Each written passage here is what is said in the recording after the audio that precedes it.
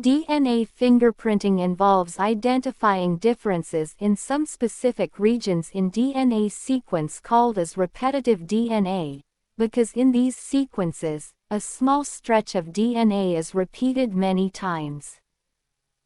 These repetitive DNA are separated from bulk genomic DNA as different peaks during density gradient centrifugation.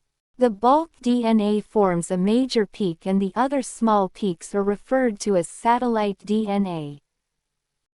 Depending on base composition A, T-rich or G, C-rich length of segment, and number of repetitive units, the satellite DNA is classified into many categories, such as microsatellites, mini-satellites, etc. These sequences normally do not code for any proteins, but they form a large portion of human genome. These sequences show high degree of polymorphism and form the basis of DNA fingerprinting. Since DNA from every tissue, such as blood, hair follicle, skin, bone, saliva, sperm, etc., from an individual show the same degree of polymorphism, they become very useful identification tool in forensic applications. Further, as the polymorphisms are inheritable from parents to children, DNA fingerprinting is the basis of paternity testing, in case of disputes.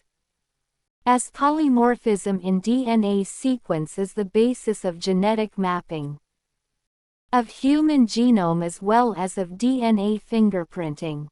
Polymorphism, variation at genetic level, arises due to mutations. New mutations may arise in an individual either in somatic cells or in the germ cells, cells that generate gametes in sexually reproducing organisms. If a germ cell mutation does not seriously impair individual's ability to have offspring who can transmit the mutation, it can spread to the other members of population. If an inheritable mutation is observed in a population at high frequency, it is referred to as DNA polymorphism.